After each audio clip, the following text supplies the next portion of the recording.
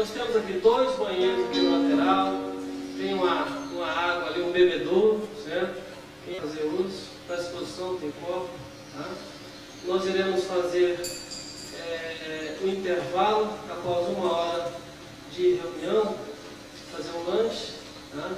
Para depois continuarmos escutando o sermão. Eu gostaria de convidar nesse momento o nosso irmão Maurício Paio para fazer a prece inicial para nós.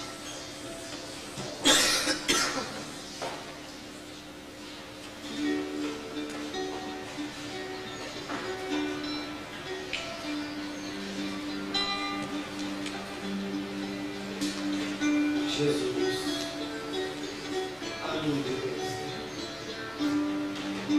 aqui estamos reunidos em teu santo nome, a fim de buscarmos reforçar a nossa fé, para que nos sintamos fortalecidos nas lutas do dia a dia. Abençoa, Senhor, os nossos propósitos, que os nossos amoráveis mentores espirituais possam fazer do nosso irmão Simão o veículo do nosso socorro, do nosso amparo.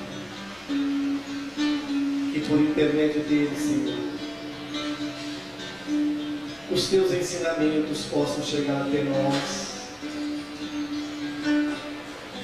induzindo-nos a uma nova tomada de posição em nossa vida pessoal.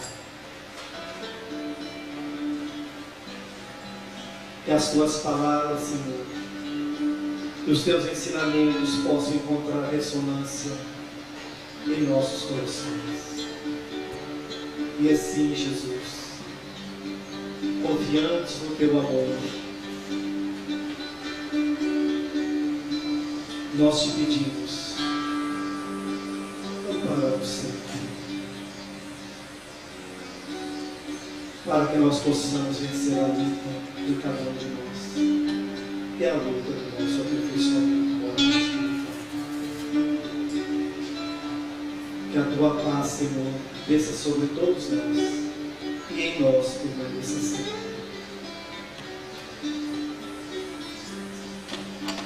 Eu vou convidar nosso irmão Helder para que pudesse apresentar o nosso irmão Simão. Tem algumas pessoas, principalmente que estão longe, que não o conhecem, né? Nosso movimento ele é novo. Eu gostaria de pedir ao nosso irmão.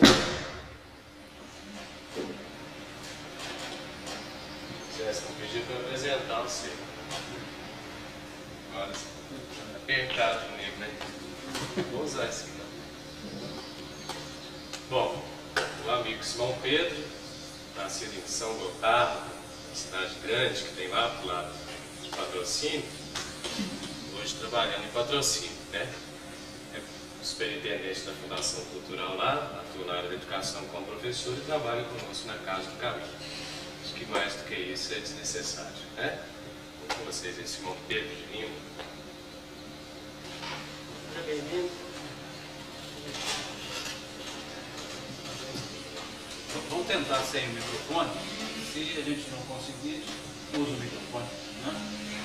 E a gente fica dentro de sala de aula, a gente costuma ficar andando para lá e para cá, e tem que dar alguma coisa para ele segurar e não sabe o que faz. Eu fico feliz de ter sido chamado pelo Antônio, pelo Valtinho, pelo time até Santo Antônio do Monte. Eu me desculpei com o Antônio que no ano passado nós marcamos e eu tive que quase que desmarcar porque não coincidia a data de estar aqui. E fico feliz de rever um monte de amigos, né, que a gente há algum tempo não conhecia. Eu até brinquei com o Renato, que eu acho que eu estou em Divinópolis. Eu cheguei aqui e só via a turma de Divinópolis. Depois eu estava, não, tem Itaúna também, agora chegou Arcos, né? E Lagoa da Prata que eu não conhecia todos que estavam, né? E aí foi bom, estou numa região de amigos, né? Então assim tem cara. E o Helder, coitado, ele está de férias em Divinópolis, e aí ontem a namorada dele, a Paula, falou assim, não, o Helder falou que vai até Santo Antônio do Monte, falei, coitado, já fica comigo lá o ano inteiro, né? E é hora de descansar e ainda vai me ouvir. Quando ele pediu para você levar o violão dele, aí eu descobri que ele não queria vir me ouvir, ele queria vir receber o violão. ele havia esquecido em Patrocínio. Então eu trouxe o violão dele e como ele viu o tema, eu disse para ele, eu preciso nem te falar que música que eu gostaria que você cantasse, né? E é uma música muito interessante, Luzes da Luz, que eu até pedi que ele cante mesmo, para que nós possamos começar o trabalho em cima dessa música, desse sentimento que a letra vai nos despertar, que é justamente o nosso roteiro, né? O trabalho hoje dado como ideia, como título, Pelos Caminhos de Jesus. Então vamos prestar atenção nessa letra e não só na letra, o sentimento com o qual o Helder transforma essa letra em música, e a gente acompanha, né, a partir daí esse estudo da parte da tarde, né, que é essa música Luzes da Luz.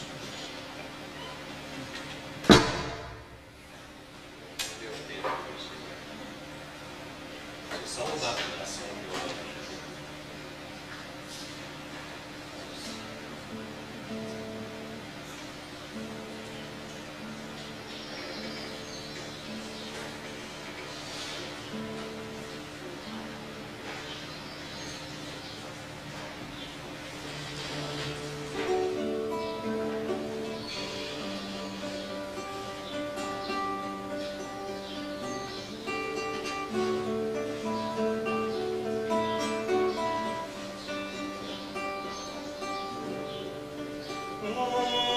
Frêmito da grande luz e luzes chocaram em profusão. Houve um tempo na eternidade, espaço da imensidão, sustentar a vibração divina tornou-se o nosso afã. Surgiu a bipolaridade, agora a homem e a mulher. Presença, ausência, luz, não luz, calor, frio, ato e nação. Dorme mineral, desperta vegetal, segue instintos o animal. Homem se ergue na figura de Adão, ama e aprende a ser o rei da criação. Queremos voltar a ti, ó Pai, as luzes querem, anseiam a Mãe Luz. Luzes perdidas a serenar, eis um roteiro, segue Jesus. A luz da luz, a luz das luzes, luzes da luz, segue Jesus.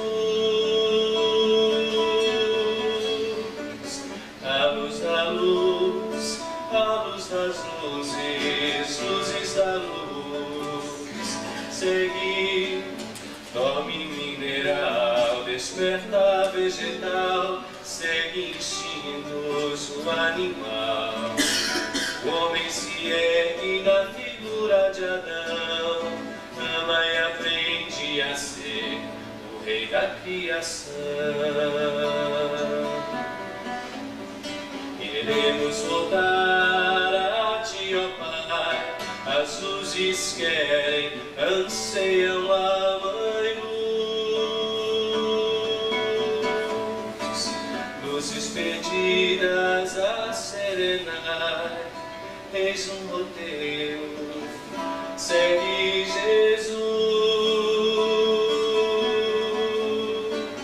A luz da luz, a luz das luzes, luzes da luz, segue Jesus, segue Jesus. A luz da luz, a luz das luzes, luzes da luz, segue Jesus.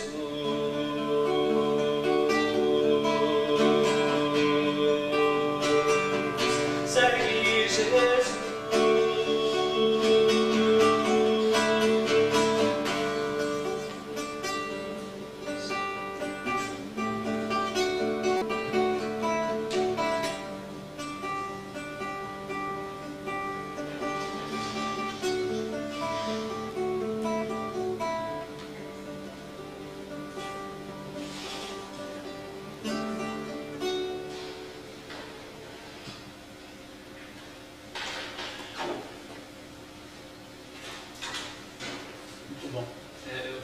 letra, quem a fez, eu nunca lembro quem fez o nome, mas estava muito inspirado, porque ela nos dá uma dimensão muito grande do que é a nossa existência, sabe?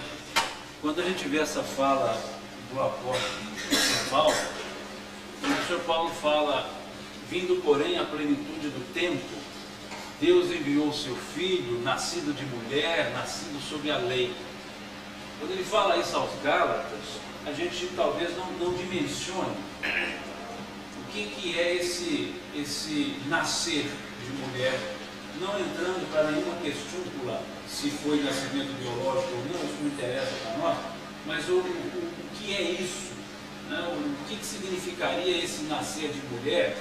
Se a gente olhar o A Caminho da Luz, o livro A Caminho da Luz, onde o Sr. Emmanuel ele nos relata a forma que se dá, né? Ou como se dá a formação do nosso órgão, e ele lá informa-nos que por 2 momentos a comunidade dos espíritos puros, dentre esses espíritos, o Cristo, essa comunidade se reúne 2 vezes nas proximidades da Terra. Ela se reúne quando da formação do órgão, do sistema, e se reúne quando da encarnação do Cristo. Ou seja, a gente imaginar o que significa essa encarnação do Cristo, em termos terrenos, é encarnação.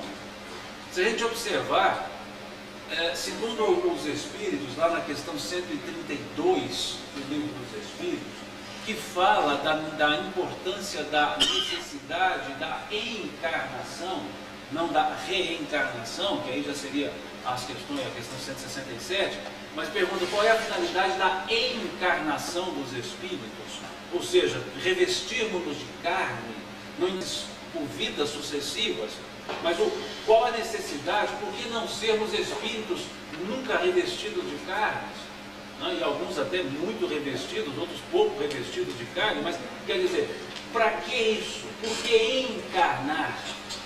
Como ele coloca, e os Espíritos respondem ao Sr. Allan Kardec o seguinte: Deus nos impõe a encarnação com a finalidade de nos fazer progredir. Para uns é uma prova, para outros uma missão. E continua a resposta, ela quer um pouco maior, mas veja, Deus nos impõe a encarnação. Veja, imposição de Deus. Então é algo obrigatório. Mas é obrigatório da mesma forma que nós impomos aos nossos filhos que eles tomem injeção quando estão precisando melhorar, sarar, curar-se. E os nossos filhos, crianças, vão dizer: isso é um absurdo. E o meu livre-arbítrio, eu não quero tomar isso. E o pai diz, e a mãe diz: toma. Por quê? Porque é imposto no sentido de necessário. Sem aquela injeção, a saúde não será recuperada. Então, o ato de dar a injeção é uma imposição dos pais. Veja, porque é uma necessidade daquele filho. Então, quando nós observamos nesses termos a resposta dada pelos benfeitores espirituais, que Deus nos impõe a encarnação, é porque ela nos é necessária. Olha que interessante. Há uma necessidade nas atual circunstância. E é interessante, não vamos entrar nesse campo, é só um introito, é interessante que a resposta é genérica e não foi dito, não foi perguntado a encarnação dos espíritos nesse atual sistema, nesse momento expiatório provacional. Qual a finalidade da encarnação dos espíritos? Ela é genérica. E eles dizem: Deus impõe. Então é uma necessidade. Então esse revestir-se da carne, ou de carne, estar na carne, entrar para esse mundo material, cujas as circunstâncias dele nos levam a experimentar diversas situações que em condição de desenhados nós não a experimentaríamos. Há circunstâncias que somente na encarnação nós a temos. Há situações que somente na encarnação nós a vivenciamos. Então ela tem uma finalidade. E não é simples o processo. Não é simplesmente dizer: olha, eu vou dar uma encarnadazinha e depois eu volto. Veja, não é uma coisa tão simples. Se é uma necessidade, se é, entre aspas, uma imposição, é algo importantíssimo. Então não é simplória, não é do tipo vou ali e volto. Há todo um entorno para isso. E dentro do processo evolutivo, apenas por uma digressão pequena que seja, quando se diz lá no livro dos Espíritos, que os espíritos puros não têm necessidade, veja, não tem mais necessidade de encarnar, necessidade, resposta que eles dão. Entendemos que a encarnação, não sendo necessária para aqueles, não é mais imposição. E se não é imposição, porque não é necessário, não há por que encarnar-se. E, no entanto, o Cristo encarna. Veja, ele encarna nesse aspecto. Talvez no segundo momento da resposta, para outros, missão. Mas, num aspecto, mudemos.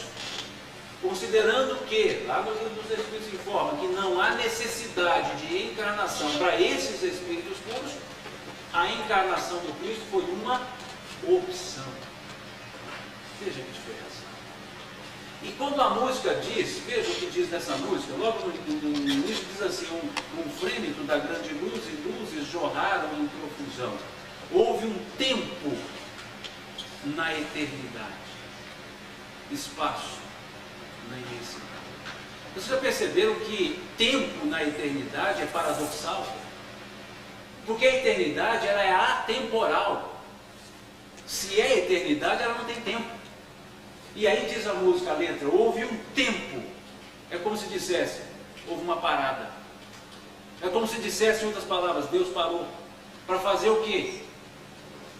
Essas luzes que jorraram em profusão. E quem são essas luzes? Senão as luzes perdidas que se acerenam e buscam a mãe luz, senão nós mesmos. É como se dissesse, Deus parou para te fazer, Vanessa. Deus parou para fazer você. É como se dissesse assim, em outras palavras, a música, a letra, que se dissesse, por isso ela se reveste de uma beleza singular. É como se dissesse, olha, quando você, Vanessa, foi feita, Deus esqueceu a eternidade e se concentrou para fazer você. Ou seja, você não é uma ilustre desconhecida na Terra.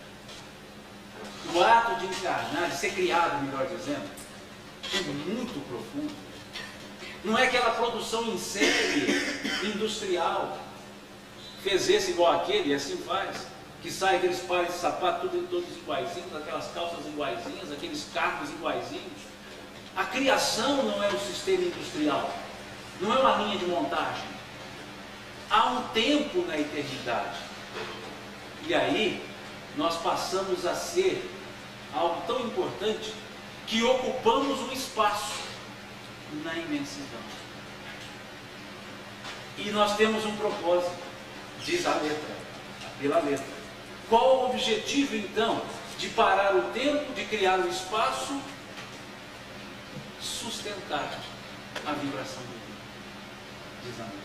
Sustentar a vibração divina tornou-se o nosso afã, o nosso objetivo, o nosso objetivo. Sustentar a vibração, sustentar Deus em nós, sustentar essa divindade que nós somos, que nós temos, sem entrar em questão filosófica. E essa sustentação da vibração divina, sustentar o Criador, a criação, é como se nós fôssemos nos esquecendo disso. E aí, pelos mesmos caminhos, mas não pelos mesmos motivos, mas pelos mesmos caminhos que nós caminhamos para estarmos na encarnação, na plenitude dos tempos, o Cristo de Deus reveste-se de carne e nasce. Jesus. A figura Cristo se encarna e ali nasce o homem, a pessoa chamada Jesus. Ben, Miriam, ou Ben, bandido, ou seja, Jesus, filho de Maria, o filho de José. E é interessante esse nascimento biológico, nascido de mulher, nascido sob a lei, e aí entendamos diversas leis.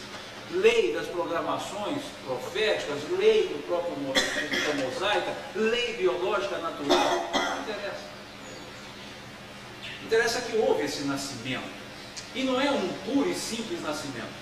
Porque o evangelista Lucas, quando ele vai falar desse nascimento, ele faz uma coisa que quando o tradutor, no nosso caso aqui, o Sr. João Ferreira de Almeida, faz a tradução do relato de Lucas sobre o nascimento de Jesus, que Lucas foi dizer, que foi relatar a informação dada pelos, entre aspas, anjos, né, pelos os espíritos do Senhor, vamos dizer assim, aos pastores. A forma que ele relata é uma coisa assim espetacular para a gente poder perceber. Porque ele vai falar do nascimento de Jesus, vai falar do nascer. E nesse nascer, que ele vai falar aos pastores, ele usa de uma maneira que nós não usamos, e se fôssemos analisar até um pouco mais profundamente, desproposital e errada. O verbo nascer é um verbo intransitivo. Ele não exige complemento. Diferentemente do verbo que seja, o verbo amar, que é um verbo transitivo, quer dizer, você diz eu amo, mas se você não dizer a quem você ama, fica incompleto. Quer dizer, o verbo amar é um verbo transitivo direto, quem ama alguém, ou alguma coisa. Então você tem que complementar. O verbo sozinho, ele não se faz. Ou seja, eu amo, tá bom, entendi, mas você ama o quê? Ama quem? Agora o verbo nascer, ele é intransitivo, ele não precisa de complemento. Se eu digo, eu nasci, alguém precisa perguntar para quê? Não, aonde? Como nasceu? Para quem nasceu? Veja, nasci. Fulano nasceu, alguém pergunta, mas para quem que ele nasceu? Perceberam? O verbo nascer, ele é intransitivo. Ele não exige complemento. Mas na hora que foi falar aqui, o que o evangelista observou, relatou e como foi traduzido, tomando por base essa estrutura.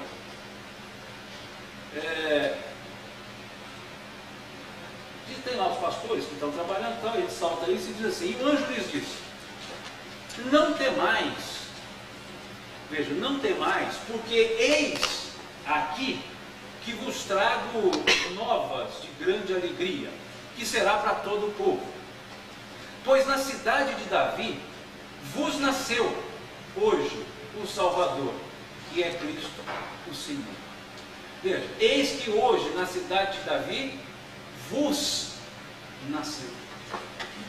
Ele podia ter dito assim, eis que agora na cidade de Davi nasceu Jesus, que seria a estrutura correta de se fazer essa frase. Mas ele disse, eis que agora na cidade de Davi vos nasceu. O que mostra que esse é o único nascimento relatado que tem um propósito para alguém, não é por si só. Perceberam isso? Se fosse o nascimento do Simão, alguém dizia, nasceu Simão, não.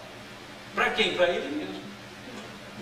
Mas o Cristo, Jesus, que aqui veja, o Cristo, ele não diz nasceu Jesus, o Cristo, o Senhor, o Salvador, entre aspas, né? Veja, eis que hoje vos nasceu. Significa que o nascimento do Cristo ele não é para si, é para outro. E esse outro é quem? Todos.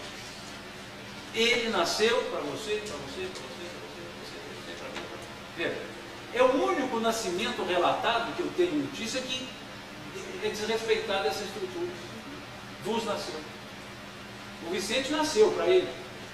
E depois que nasceu para ele, a gente o conheceu e aí ficou conosco. Mas o nascimento de Jesus é narrado. Eis que hoje na cidade de Davi vos nasceu Jesus, o Senhor, Cristo, o Cristo, o Senhor. Veja que interessante. Vos nasceu.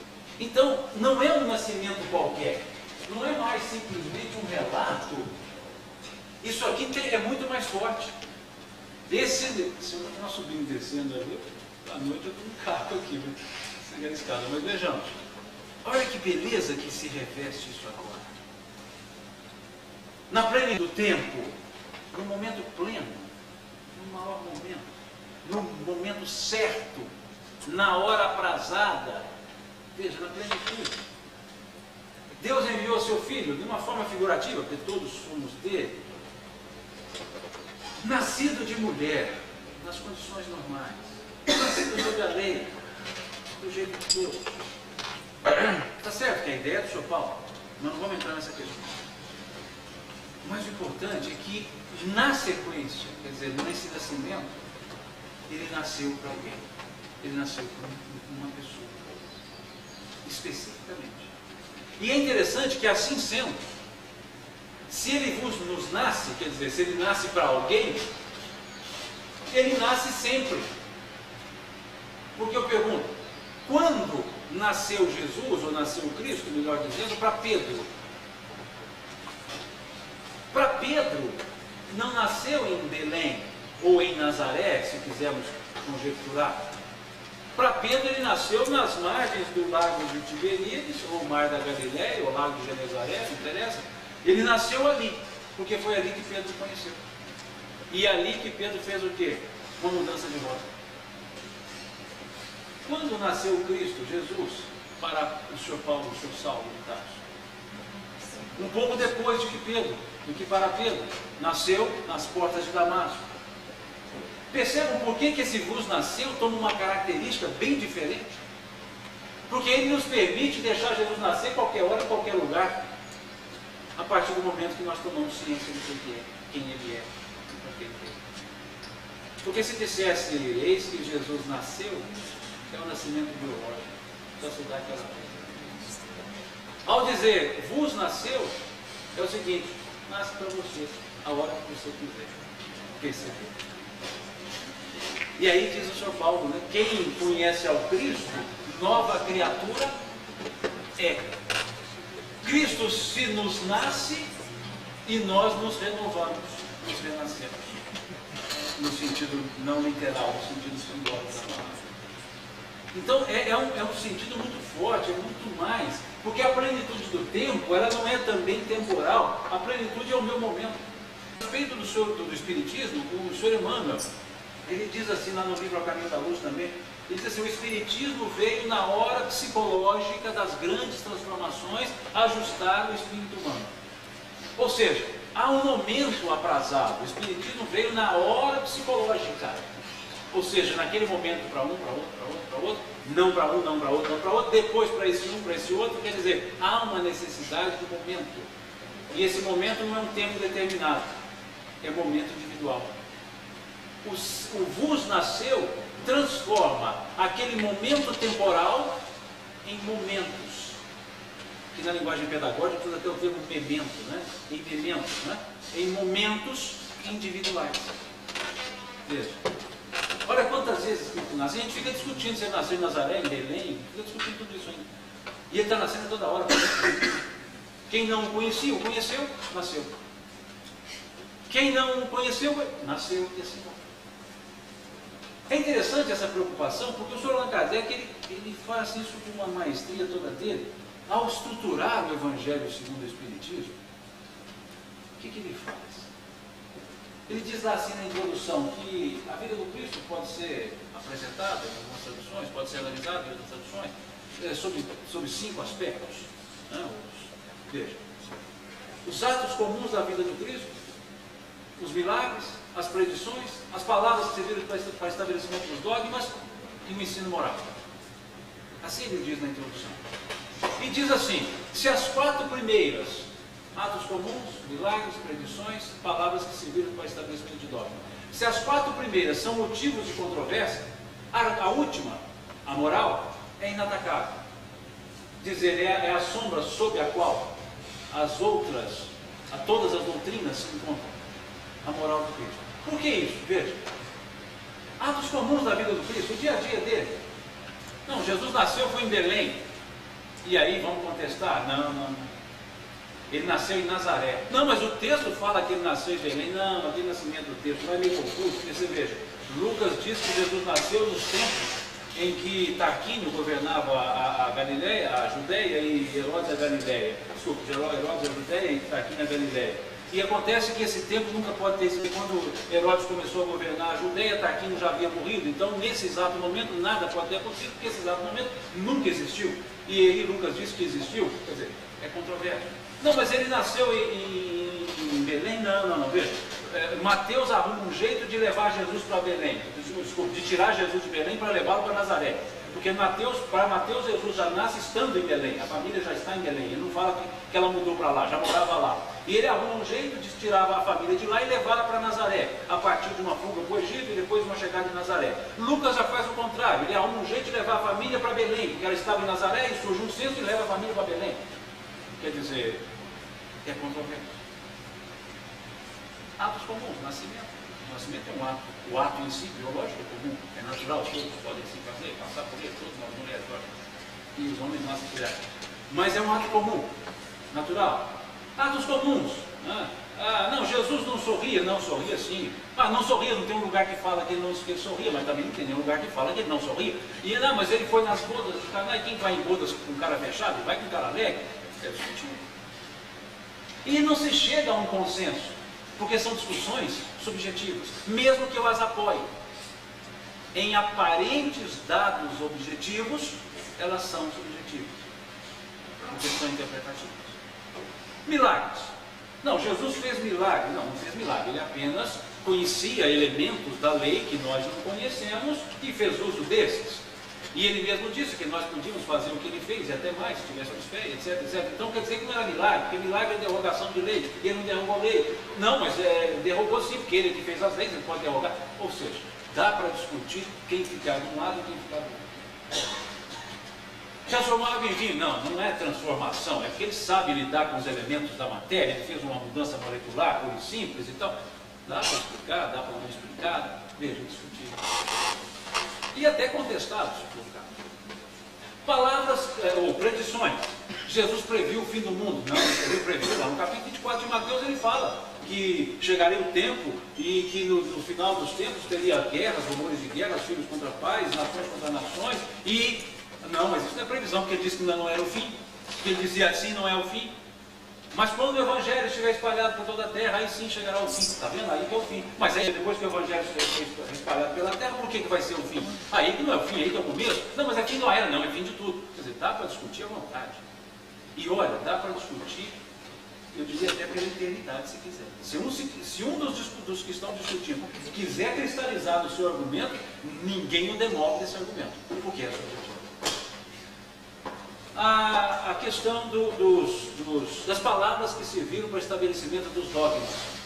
Jesus é Deus? Não, ele não é Deus. Lógico que é, ele falou, meu pai e eu somos um. Então Jesus também é os apóstolos, porque lá no capítulo 17 do Evangelho de João, na oração que ele faz para os discípulos, ele fala assim, Senhor, Pai, eu estou em vós, vós estáis em mim, eu nos meus, os meus em mim, somos um em vós. Então quer dizer que ele é os apóstolos também é Deus? Dá para discutir à vontade. Perceberam? Agora, a quinta parte, a moral, essa não se contesta. Pode até querer discutir, mas não há como contestar. Porque amai-vos uns aos outros. Não é amar, peraí. Ele quer dizer assim, se der por acaso, quem sabe, um dia você ama, não diz isso. Amai-vos uns aos outros. É muito claro. Então o que o Allan Kardec fez? Essas quatro geram discussões, e aí geram dissensões. Essa última gera união. Então ele faz o quê? Ele opta em trabalhar com a moral do Cristo e monta o Evangelho segundo o Espiritismo nessa estrutura, moral do Cristo.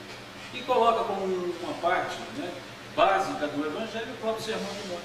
E ali vai trabalhando a moral do Cristo. E não se preocupou em trabalhar essas outras questões. Para isso ele usou o livro A Gênese e outros comentários na Revista Espírita em diversos momentos. Mas daquilo que era para lidar, para dizer, olha, isso aqui é para o seu dia a dia, sua cabeceira, isso é para você seguir, isso é para você vivenciar. Vamos tirar o que discute e vamos ficar com o que une, a moral. Então, quando nós falamos dos pelos caminhos de Jesus, não me interessa se ele nasceu biologicamente normal ou não. Me interessa que ele nasceu. E com esse detalhe do evangelista Lucas, nasceu para mim, para nós. Então é importante esse nascimento para mim. E aí vem o Natal, nesse simbolismo que nós o temos na forma atual, que cai dentro daquela que o professor Michel Eliade trabalha no chamado mito do eterno retorno, em que a ideia é que se sempre fala daquilo que acontece, sempre se retorna e sempre se reprisa, para que nunca se esqueça. É a ideia do Sr. Mircea Eliade, o mito do eterno retorno, né? Não o retorno eterno do mito, mas o mito do eterno retorno, de transformar essa estrutura de sempre se lembrar numa forma de mito, a estrutura da lembrança e não o fato que está sendo lembrado. Então não é o retorno eterno do mito, é o mito do eterno retorno que o Sr. Mircea Eliade trabalha. Aliás, uma obra profunda, uma das mais profundas em termos de digressões filosóficas sobre a estrutura do mito. Mas o que ele traz com isso? Nós então temos agora, daqui uns dias, uma comemoração do nascimento de Jesus, do Cristo, numa forma dessa estrutura, de estar reprisando, de estar repassando, para que não nos esqueçamos. E a cada período que passa, a cada Natal que passa, novo simbolismo nós tiramos, nova interpretação fazemos, novo sentido se nos dá para a nossa existência. E uma estrutura que, se fôssemos caminhar para aquelas 4 primeiras partes, ou seja, atos comuns, nós poderíamos dizer, Jesus não nasceu 24 para 25 de dezembro. Em tese, nasceu em abril, em tese, e não em dezembro. Mas há um simbolismo desse nascimento em 24 de dezembro, que não vai nos fazer sermos cegos e seguidores de mitos. Mas o simbolismo do 24 é muito profundo.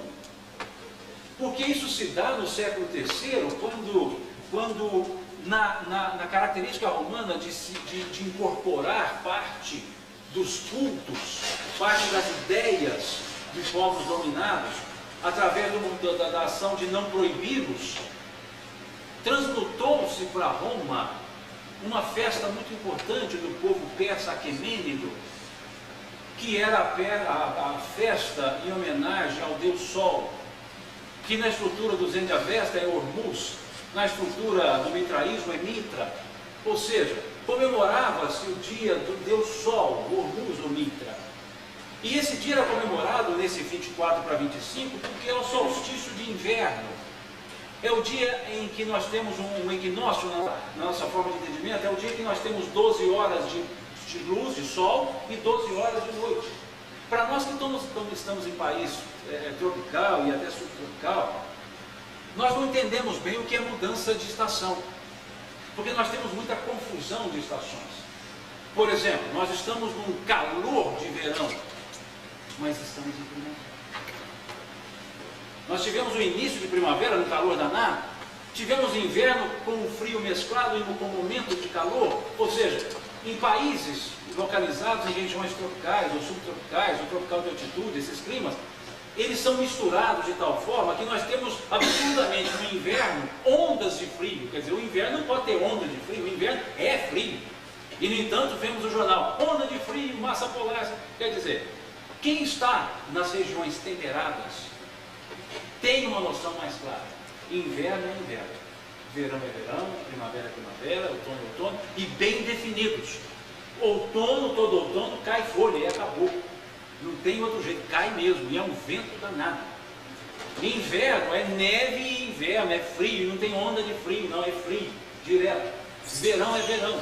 E nesses invernos e verão, o inverno em alguns países, o dia, a claridade, chega a durar pouco tempo. Há países, Espanha, por exemplo, Inglaterra, e nessas regiões também da Pérsia, há dias que se amanhece, o sol aparece às 10 da manhã e some às 3 da tarde. Então é muito pouco tempo de sol. No verão, o sol aparece às 5 da manhã. E não é tímido não, aparece com tudo, 5 da manhã. E desaparece às 10 da noite. É até absurdo falar sol 10 da noite, quer dizer, desaparece às 22 horas. Ou seja, quase não tem sombra. É só sol, calor. Então, o solstício é o dia em que dia e noite tem 12 horas. E é o do inverno, porque a partir daquele dia, veja, a partir daquele dia, os dias irão se aumentando e as noites diminuindo. Então eles comemoravam a volta da permanência, da predominância do sol. Porque aí os dias iam aumentando e as noites iam diminuindo. Até ali, as noites maiores, os dias menores. Então, por isso, o solstício de inverno era muito comemorado. Em homenagem ao Deus Sol, porque o Sol, o calor, a energia, a claridade, isso era valorizado. E isso foi transmutado para Roma cristã, e foi feita uma adaptação em que Jesus é a luz, e o 24 para 25 começa a luz ser mais presente. Então Cristo nasce nesse dia, ou seja, a luz chega ao mundo, e o mundo não viverá em trevas. Quer dizer, um simbolismo. Que se fôssemos discutir temporalidade, esquece, é abril. Mas como não queremos discutir temporalidade, o Natal se transforma num simbolismo tamanho para nós, em que as nossas energias começam a se renovar pelas próprias condições físicas. Porque para nós é pleno verão, então a gente não tem essa noção. Mas para quem criou essa tradição era inverno, numa virada para aumento de calor, para uma hora chegando no verão. Veja que interessante. Por isso é forte. E nós, culturalmente, absorvemos isso. E a humanidade nessa época se abre tanto para essa concórdia universal do nascimento de Jesus, a ponto de pessoas irem pedir desculpas às outras para não ficar com a consciência pesada para o Natal, que há uma mudança na própria atmosfera. E a gente fica tendencialmente mais fraco. Isso só com o simbolismo da figura desse homem, desse espírito, melhor dizendo, que encarnou. Imagina com a presença dele. Se só com o simbolismo do nascimento e a cultura, que foi um processo até endocultural, quer dizer, absorvemos isso, a gente já muda, a gente olha para o clima, nosso dezembro é um mês tão bonito, né? Até as neves de dezembro são melhores do que as neves de novembro e de janeiro, para aqueles que as têm. Para nós que não a temos, olhamos o céu de dezembro e não há céu melhor do que esse, principalmente quando se olha para o Cruzeiro do Sul. Nada com alusão ao time do Cruzeiro que ganha uma. Eu estou sabendo que Santo Antônio do Monte vai ter uma passeata agora às 5 da tarde, né? Seata, que eu não estou fazendo uma só e tal. Eu sei que eu vim pela rádio, né? Nenhuma alusão a isso, mas quem está no hemisfério norte olha a estrela polar, que é uma só, não sei se é o Cruzeiro, mas é uma só e se sente do mesmo jeito. O que eu quero dizer com isso? Da mesma forma que nós, os espíritas, principalmente, dizemos que o carnaval, a terra se predispõe a ficar mais densa, o povo, não é assim que a gente fala? Que turbas de espíritos chegam para cá, etc. E é também o simbolismo do carnaval. Agora imaginemos no Natal, se no carnaval vem turba de espíritos, no carnaval vem uma comunidade celestial, no Natal, aliás, vem uma comunidade celestial. Porque, pela mesma analogia, se a gente desce a lenha no carnaval, para usar essa ideia que vem espírito ruim, a gente tem que enaltecer demais o Natal, porque vai vir espírito bom. Que seja só por essa lógica, porque senão a gente está sendo tendencioso. Veja, então é importante perceber esse momento. E são os momentos propícios, sim. Pela cultura, pelo clima, pelo ambiente, para que nós possamos nos abrir para um renascimento. E aí escutar de novo: eis que vos trago novas de grande alegria, porque na cidade de Davi, eis que hoje vos nasceu Jesus, o Senhor, Cristo Salvador. Então, esse clima nos convida a isso, a ouvir de novo: eis que agora nasce para nós mesmos. Exato. E é preciso que retumbe junto com isso a frase do Senhor Paulo de Tarso, né, do apóstolo, quando ele dizia: quem conhece a Cristo, nova criatura é.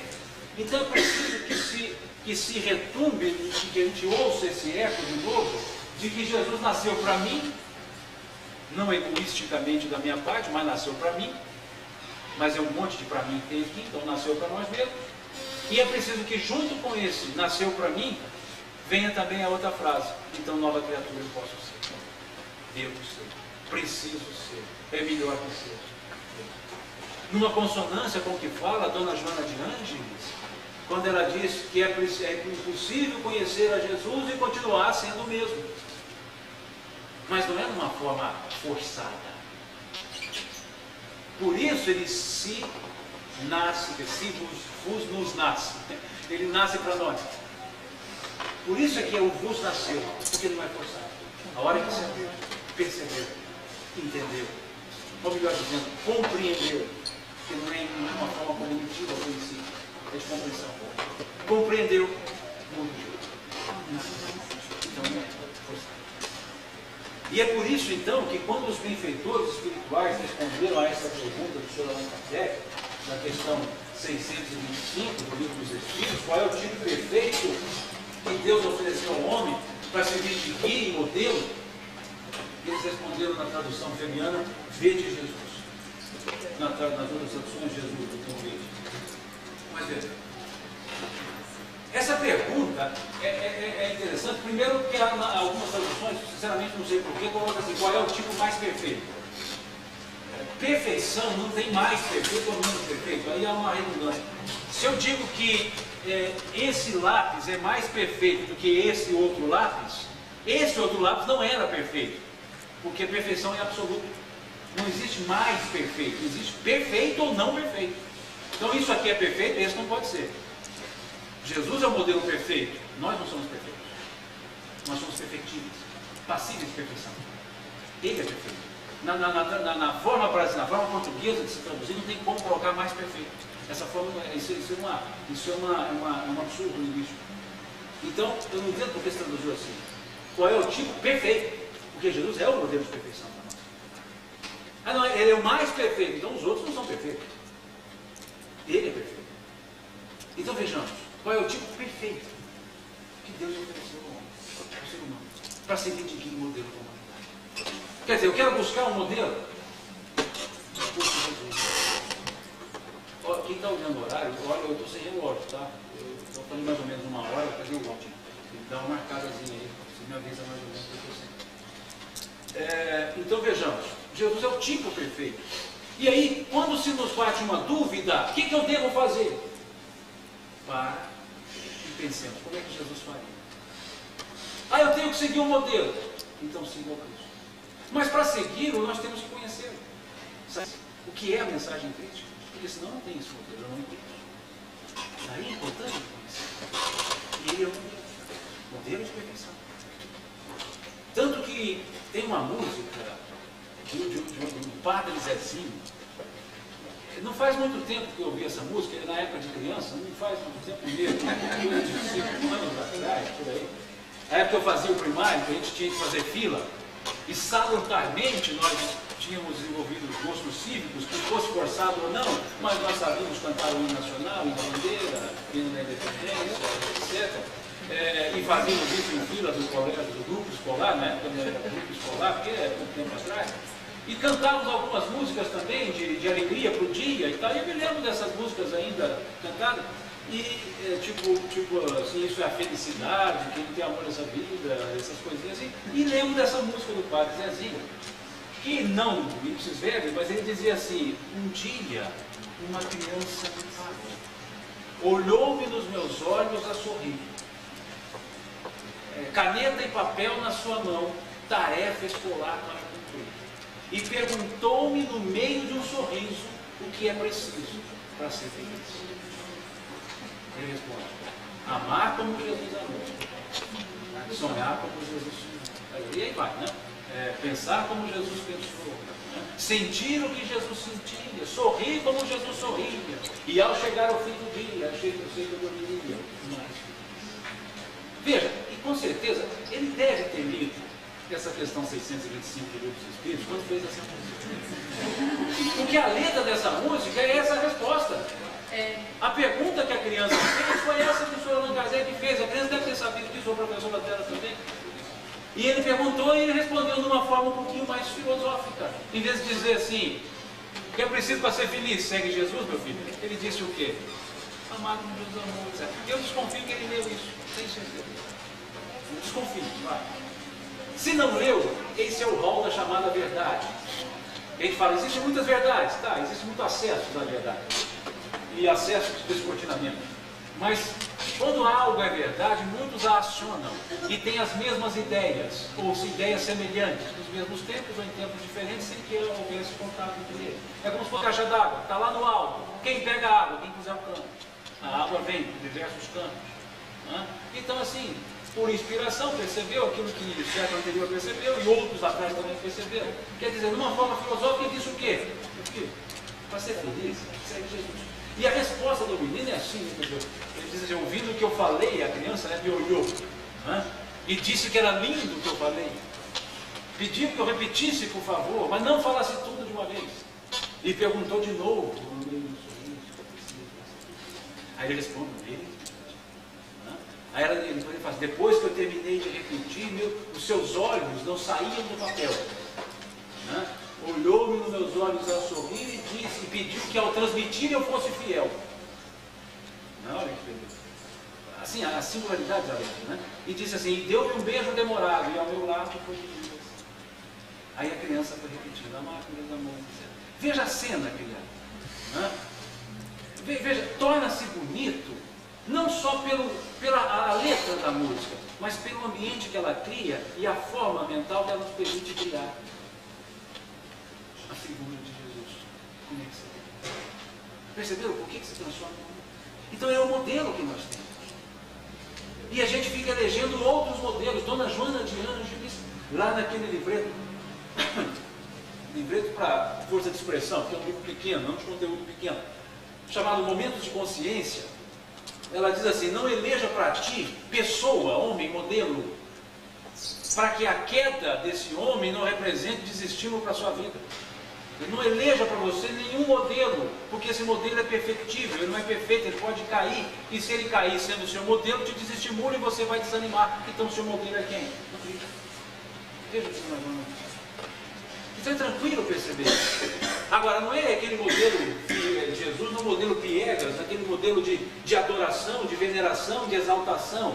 É aquele modelo de serenidade, de compreensão, de perceber que é alguém que nos trouxe algo que é fácil de ser compreendido e é fácil de ser vivenciado. Por que eu digo que é fácil? Porque torna-se fácil, porque é uma decisão pessoal. Para eu seguir os ensinamentos do Cristo, não é o Toninho, né, que vai me dizer, ou o Eustáquio vai me dizer assim, Simão, você tem que fazer assim, assim, assim. Sou eu que vou dizer, eu quero fazer assim, assim. Então é fácil, porque é decisão minha. Não é de ninguém para comigo, é de mim, né, para mim mesmo. Por isso é fácil, é decisão minha. Porque se fosse depender de outro, eu posso dizer, é difícil, porque eu não sei o que ele vai querer. Mas depende de mim, por isso é fácil. Por isso é o modelo que nós podemos seguir. E dentro dessa linha, esse modelo que nós seguimos, veja, olha que beleza.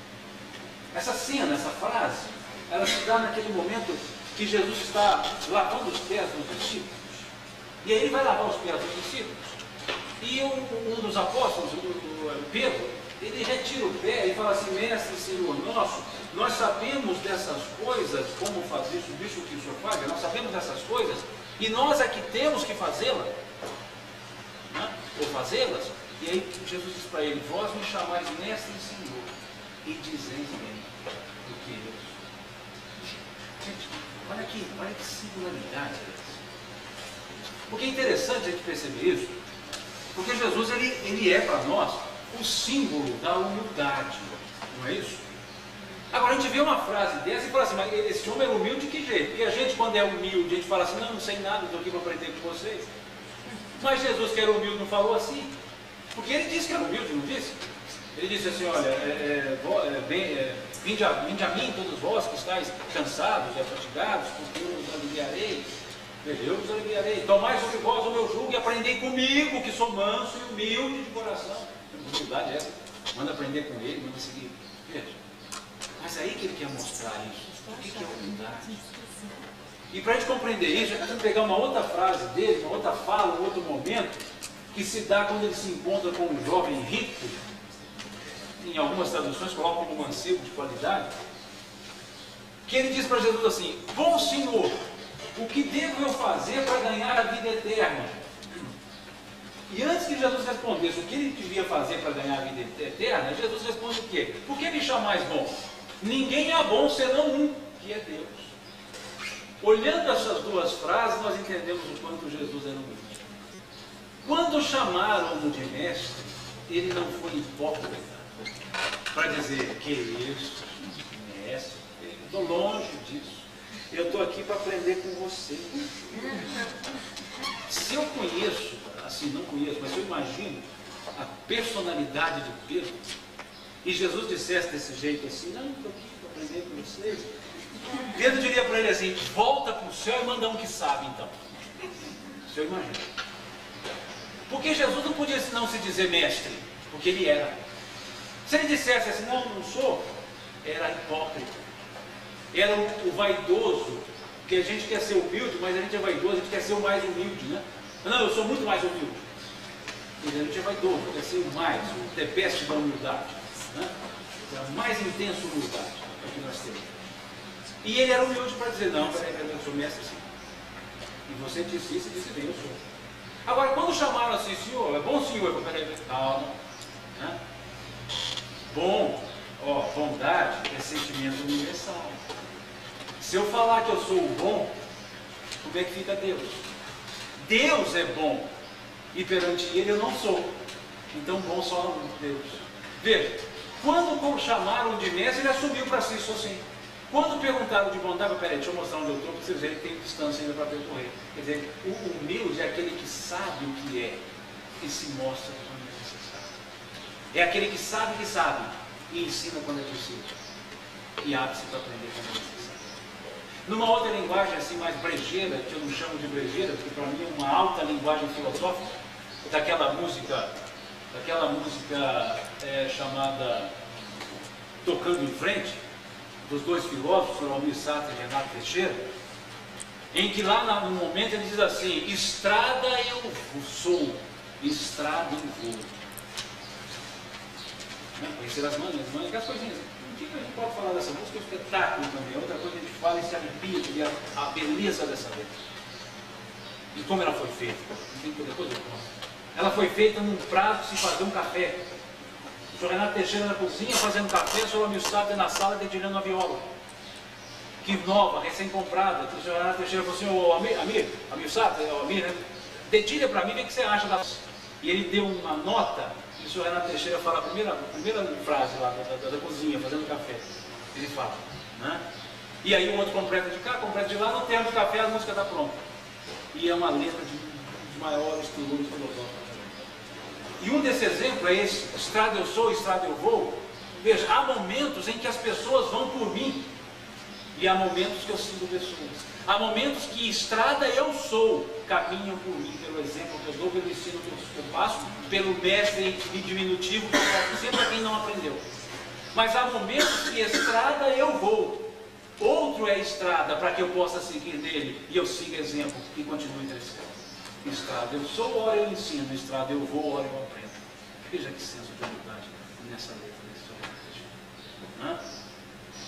O próprio conhecer as manhas, o sabor das massas e das maçãs, são trocadilhos que a gente acha que é para dar sonoridade, e na verdade são os próprios trocadilhos da vida. Quanta coisa que a gente confunde na vida, acha que é e não é. Quantas coisas eu quis dizer e não disse, eu disse e não disse, que a gente confunde manhã com manhã. Quantas coisas a gente confunde da vida. Então há muito simbolismo ali. Mas é nesse aspecto, então, que ele é bom, desde que reconheçamos a bondade maior de Deus. Mas ele é o mestre, porque só ele sabia ensinar o que ele trouxe para ensinar. Ninguém mais poderia ensinar. Por isso ele é o nosso modelo. Veja que modelo é esse que nós já seguimos. Porque Jesus ele é o exemplo de exemplo que nós temos para poder viver. Veja. E como é que Pedro revela essa figura do Cristo? Eu tenho aqui umas 20 transparências, já faltam 3 minutos para acabar a primeira parte. Então vamos ter que ficar um pouquinho acelerado aqui, né? Vou botar umas 5 de cada vez aí. Mas veja, porque são muitas frases do Cristo. Eu estou analisando essas frases. Olha, como é que Pedro, o apóstolo, revelou? Nós vamos analisar essa passagem depois, toda ela, separadamente, não vou pegar a linha inteira, mas só esse momento. Veja como é que Pedro chamou Jesus. Ali é um momento que Jesus está lá com os discípulos, lá em Cesareia de Filipe e tal, E ele chama lá e pergunta para os discípulos assim, nós vamos analisar algo mais para cá depois do capítulo. Quem dizem os homens ser o filho do homem? Aí disseram, uns dizem que tu és Elias, outros Batista, outros dizem Jeremias, ou alguns dos profetas ressuscitados. Quer dizer, outros sabem como isso é. Ninguém entendeu nada. E ele fala, e vós, quem dizeis que eu sou? E aí Pedro diz, Pedro tomando a palavra diz, tu és o Cristo, o Filho de Deus. Vejamos que Pedro não respondeu assim, tu és Jesus, filho de Maria e José. Ele não disse isso. Ele disse, tu és o Cristo. E ele revela duas coisas. Ele revela, tu és o Cristo, e revela que Deus é vivo, que não é aquele Deus distante que fala só para uma meia dúzia de gente, não. Não é aquele Deus que está distante, escondido, é um Deus vivo, imanente, o Filho de Deus vivo. E não é o Filho vivo de Deus, é o Filho de Deus vivo. Ou seja, dá uma outra conotação para a ideia de Deus, que até então é o Deus mosaico. E ele dá outra conotação, pela própria resposta. E essa resposta era tão profunda que Jesus fala o que para Pedro em seguida? Bem-aventurado és tu, filho de Jonas, não foi nem a carne nem o sangue que tu revelou tais coisas. Quer dizer, não foi a carne e o sangue que você que revelou, não foi você, não, mas meu Pai que está no céu. Isso aqui foi inspiração divina. Sem querer menosprezar Pedro, ele não disse, Pedro, você tem capacidade para ir. Mas ele disse, não foi nem a carne nem o sangue, não foi você, meu Pai que está no céu. Por quê? Porque ali Pedro fala agora de uma figura imortal, que é o Cristo. Porque Jesus, o homem, pessoa, ele foi revestido de mortalidade, a pessoa, porque nasceu, viveu fisicamente, morreu fisicamente. O corpo ali, que é o conjunto, Jesus, o homem, a pessoa, ele é histórico. Agora, o Cristo não é outra pessoa, é o mesmo, tá? A dimensão crística, essa é imortal, porque o Cristo, ou seja, o ungido, o esperado, o mensageiro, quer dizer, o Christos do grego, ou o Messialá dos hebreus, esse é o esperado, esse ficou, porque a mensagem ficou. Então a dimensão crística é o ensino que ele trouxe. A dimensão, não a outra pessoa, pelo amor de Deus, Jesus e Cristo são uma pessoa só. Os dois são uma pessoa só. Não estão em uma pessoa, é uma só, um é título do outro. Cristo é o título que Jesus recebeu. Jesus, o Cristo. E não Jesus Cristo. Cristo não é sobrenome de Jesus. Jesus, o Cristo. Jesus, o esperado. Jesus, o enviado. Jesus, o mensageiro. Jesus, o Salvador. Jesus, o libertador. Ou seja, é o título. Agora, isso ficou para nós, que é isso que nós estamos vendo, que é isso que revela para ele. Por isso essa revelação é tão forte, que ela passa a ser a pedra angular da própria igreja de Cristo. E sobre esta pedra, Cristo edificará a sua igreja. E as que não estiverem edificadas sobre a revelação tão forte que foi essa, que não foi Pedro, nem a carne, nem o sangue, não foi nem a carne, nem o sangue que revelou das coisas, não foi ele. Então a revelação é maior do que ele. Então a revelação é a pedra na qual se baseia a igreja. E as portas do inferno sobre ela prevalecerão. A igreja edificada na figura de Cristo e não na figura do Cristo. E não na figura do Cristo. A passagem é maior, nós vamos ver logo em seguida, sempre no próximo capítulo. Aguardem. Né? Porque depois do finalzinho, Pedro vai ser chamado de Satanás ali nessa passagem. Afasta de mim, Satanás, que ele é motivo de escândalo e etc. Como uma pessoa é tão valorizada e tão reprochada no meu momento. Mas o aspecto não é esse. O aspecto é que ele revela fortemente: tu és o Cristo. Ele não diz, tu és Jesus, filho de Maria, filho de José. Não. Essa é a dimensão histórica. Todo mundo sabia. Não é esse, por acaso, o filho de José? Não estão entre nós, suas irmãs e seus irmãos? Jesus não conhecia. Agora, de onde ele veio tanto conhecimento? A turma de Nazaré dizendo isso. Quer dizer, essa dimensão Cristo, Pedro revela. Por isso é um momento singular e forte. E nós vamos ver mais coisas nessa passagem. Ali destina-se todo o caminho de Cristo. Por que ele vai para cá e não para cá? Isso é nessa passagem. Então veja, a força que é essa revelação. Nós estamos falando então, Cristo. Aí nós entendemos, eu sou o caminho, a verdade e a vida. Ninguém vem ao Pai senão por mim. E não ninguém vai ao Pai. Mas não é a mesma coisa, só uma questão de tradução não é. Porque se eu digo para a Vanessa vá, significa que ela vai e eu vou ficar. Se eu digo para ela, venha, significa que eu estou e ela que vai vir para mim. Então quando eu falo venha, significa que eu já passei por esse caminho, ela está vindo atrás. Quando eu digo vá, quer dizer que ela vai desbravar e eu ainda não fui. E Cristo então disse, ninguém vem ao Pai, porque Ele já está com o Pai. E por isso é porque Ele já conhece o caminho, já está com o Pai e está dizendo, pode vir que esse caminho, você pode me tocar. Por isso eu sou o caminho, a verdade e a vida, porque eu já estou. Então é vem, não caberia a tradução lá.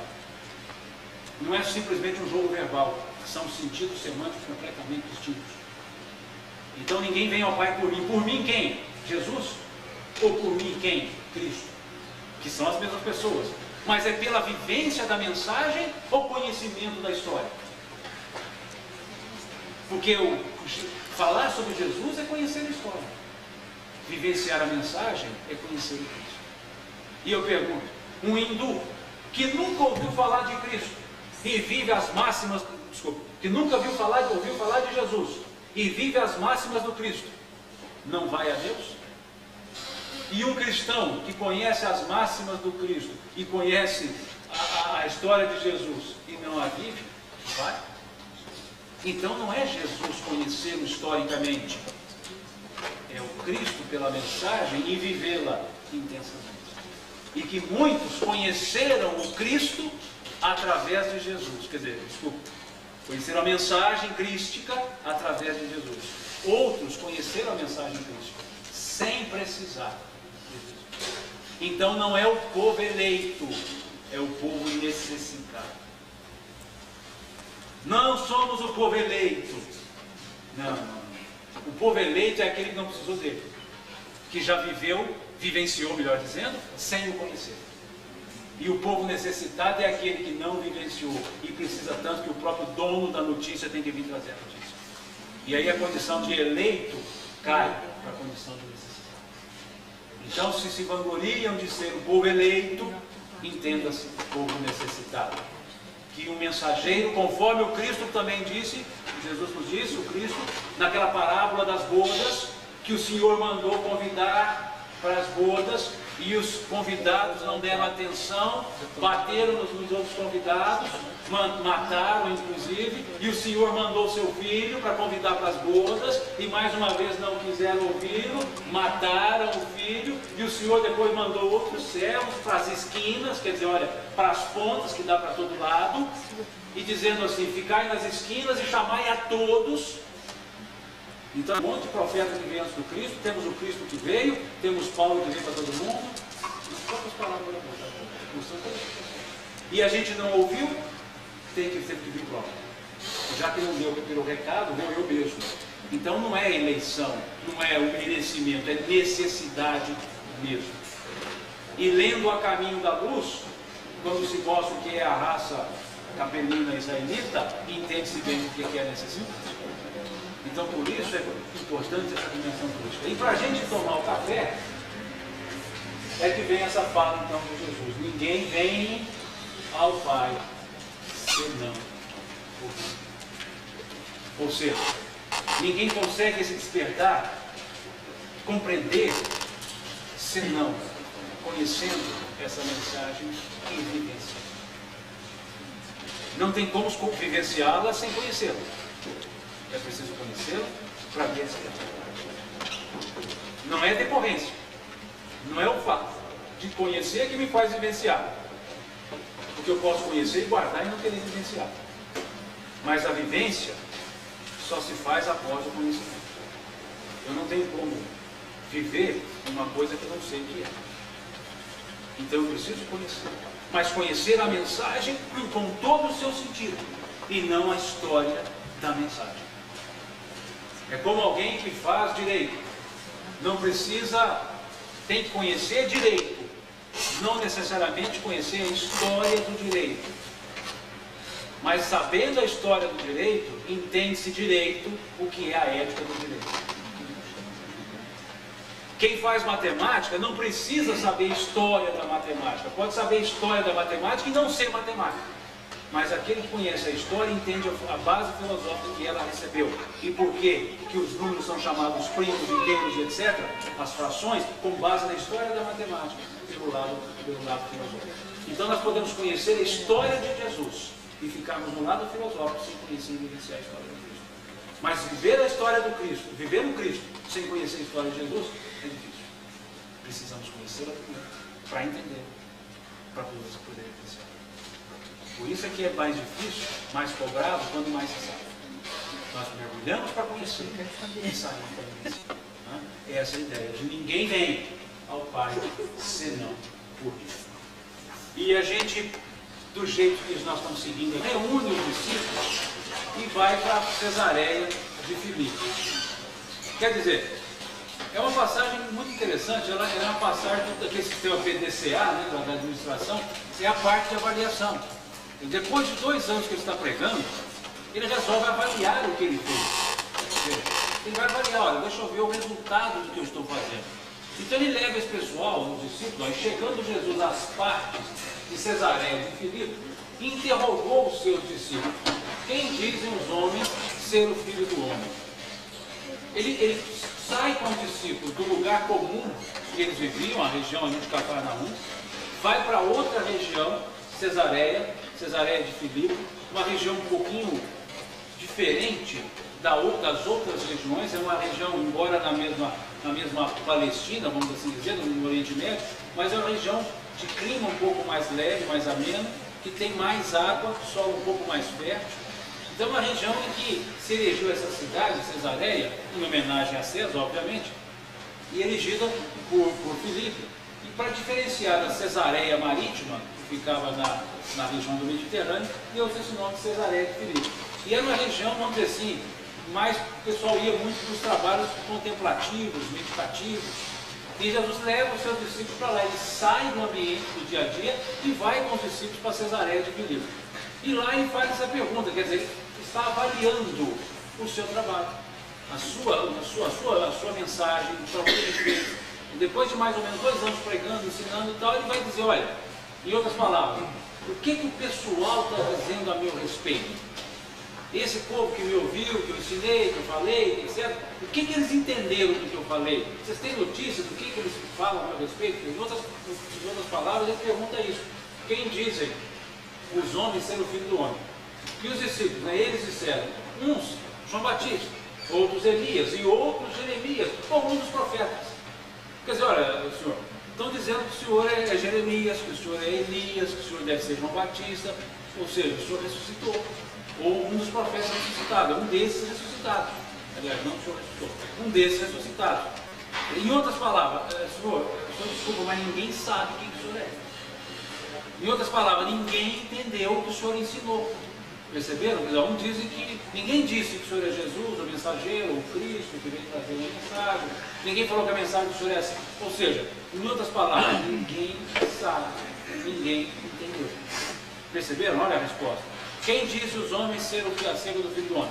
Ser o Filho do Homem? João Batista, Elias, ou Jeremias, ou um dos profetas. Quer dizer, ninguém soube dizer. Ninguém que eu digo, os ouvintes, não os seus discípulos. Aí Jesus faz a mesma pergunta para aqueles que estão perto. Quer dizer, deixa eu ver então, deixa eu pensar agora, saber o que os que estão vamos dizer assim, os meus prepostos, o que eles estão sabendo a meu respeito então. E vós? Quem dizeis que eu sou? Agora eu queria saber a opinião do povo. Ninguém soube. Eu quero saber a opinião de vocês agora. O que vocês acham? Quem vocês acham que eu sou? E Simão Pedro disse, tu és o Cristo, o Filho de Deus vivo. Veja aqui a resposta, nós já comentamos aqui. Ele não disse, tu és Jesus, o filho de José, de Maria. Ele foi além, tu és Cristo. E Jesus respondendo disse, bem-aventurado és tu, filho de Jonas, Simão Bar-Jonas, porque tu não revelou a carne e o sangue, mas meu Pai que está no céu. Quer dizer, é uma linguagem um pouco rebuscada na tradução de Almeida, mas veja, que não foi nem a carne nem o sangue que fez essa revelação. Que eu vejo, não foi nem a carne nem o sangue, não foi você. Bem-aventurado és tu, porque não foi você quem disse, mas meu Pai que está no céu. Em outras palavras, não foi revelação sua. Você, o homem Pedro, essa gente boa está comigo, mas você não conseguiria perceber essa dimensão senão por inspiração maior. Veja, olha a conjunção adversativa que ele coloca ali. Né? Não foi nem a carne nem o sangue que tu revelou, mas, veja a conjunção adversativa, mas meu Pai que está nos céus. Olha que entidade é isso. Não foi você, você foi inspirado. Isso não veio da sua cabeça, não. Não estou chamando você de pouco inteligente, mas não veio da sua cabeça. Em outras palavras, não veio de Deus. É inspiração. Bem-aventurado és tu, filho de Jonas, porque não foi nem a carne nem o sangue que tu revelou, mas meu Pai que está no céu. Pois eu também te digo que tu és Pedro. E sobre essa pedra, tu és Cefas, pedra. E sobre essa pedra edificarei a minha igreja. E as portas do inferno não prevalecerão contra ele. Aí vem a pergunta. Mas é aqui que nasceu a instituição de Pedro como sendo o primeiro, e é sobre ele que está edificada a igreja. Então, tudo que sucede Pedro é a base da igreja. Não foi você, Pedro, que disse isso. O que é mais forte, o Pedro ou a fala de Pedro? O que foi enaltecido por Jesus? A fala. A fala é a revelação. Pedro revela. O mais forte é a revelação. E essa é a pedra, essa é a base na qual a igreja se edifica. E as igrejas que se edificam, a eclésia que se edifica nessa base, ou seja, edifica no Cristo, as portas do inferno sobre elas não prevalecerão. Quer dizer, essas sustentam-se até o final. Mas não as que vão se estruturar em cima do homem. Porque veja, se Pedro tivesse dito, tu és Jesus, filho de Maria e José, que veio trazer uma mensagem para nós, etc., até poderíamos dizer que estaria se solidificando a igreja em cima de uma pessoa chamada Jesus. Mas ela foi mais profunda, é em cima de um ser, mas em cima de uma mensagem, Cristo. E essa é imortal, essa é inamovível, porque está firme como nós. Depois ele segue, e te darei a chave do reino dos céus. E tudo que ligares na terra será ligado nos céus, e tudo que desligares na terra será desligado nos céus. Onde é que está o reino dos céus? Onde é que está o reino de Deus? O reino de Deus está dentro de vós. Pedro, com isso eu lhe abro para que você entenda, para que você se descubra, para que você se veja, para que você possa se ligar ou não. Ou seja, com isso eu dou ao homem, conhecendo essa mensagem, eu dou ao homem a chave da sua própria existência. Segue ou não segue, vontade sua. Veja, é muito mais simbólico. No final dá para entender, é muito mais simbólico. Podemos trabalhar de outro jeito? Podemos. Não, eu ligar na terra no sentido de ficar pegado. Podemos até caminhar para isso. Mas é mais simbólico e é um pouco mais profundo. Porque aquela revelação que vem inspirada, ela é muito forte. E essa é a base da nossa sustentação. O Cristo, segui-lo, compreendê-lo. E isso nos é a chave. Moisés é a porta, Jesus a chave, disse-nos o senhor Estevão, naquele discurso relatado pelo senhor Emmanuel, no livro Paulo Estevão, que foi muito bem parafraseado, Jesus a porta, Kardec a chave, depois pelo senhor Emmanuel. Mas veja, aí chega-nos a chave que nos liberta, questão 919 do Livro dos Espíritos, qual é o meio prático e eficaz para se vencer na vida e resistir ao arrebatamento do mal? Os sábios da antiguidade nos dizem, conhece-te a ti mesmo. Daí vem as parábolas de Jesus. O reino dos céus é semelhante a um homem que encontrou um tesouro enterrado no campo, lá dentro, no fundo. Ou o reino de Deus é semelhante a um homem que encontrou uma pérola que fica dentro de uma ostra, que fica dentro do mar. Ou seja, tudo lá no fundo, é dentro. O reino de Deus está dentro de vós. O que o Cristo funciona, senão como uma libertação para que possamos ser senhor das nossas vidas, dos nossos destinos, o artífice da nossa própria existência, o responsável único pelas próprias ações. Os senhores filósofos, Renato Teixeira e Almir Sater, cada um de nós compõe a sua própria história. Cada um de nós compõe a sua própria história. Cada ser em si carrega o dom de ser capaz de ser feliz. Veja o que fala os seus filósofos, estão em frente. Cada ser em si está lá dentro. Os dons estão lá. O dom da capacidade, o dom da felicidade. E por que somos tristes? Porque buscamos a felicidade onde ela não está, lá fora. E aí nós ficamos tristes, porque a felicidade está dentro. Cada um carrega em si o dom de ser capaz, o dom de ser feliz. E por que a felicidade está dentro? Porque a felicidade é característica essencial do reino de Deus. E o reino de Deus está dentro de nós, logo a felicidade está dentro de nós. O senhor Almir Sater, o senhor Renato Teixeira viram isso, fazendo café, passando um cafezinho, e viram isso. E a gente passa uma vida para ver isso. E não só um café. Então veja a profundidade. E nós nos libertamos. Temos a chave, mas temos que saber onde colocá-la para poder girá-la, para que se abra as portas da vida e nós possamos viver. Veja que profundidade é isso. Tudo derivado do Cristo, da revelação do Cristo, Filho de Deus vivo. Tudo derivativo disso. E então mandou aos seus discípulos que a ninguém dissesse que ele era o Cristo. Ou seja, pode falar que eu sou Jesus, se vocês quiserem, mas não fala que eu sou Cristo, o mensageiro. Por que não fala? Porque eles não perceberam. Já que eles não conseguiram, depois de 2 anos eu ensinando, 2 anos eu fazendo, ai de ti, Cafarnaum, ai de ti, veja. Se tais maravilhas que aqui faço tivessem sido feitas em Tiro e Sidom, haveria maior arrependimento do que aqui. Tiro e Sidom, cidades da Fenícia, povo gentílico, que não conhecia a lei.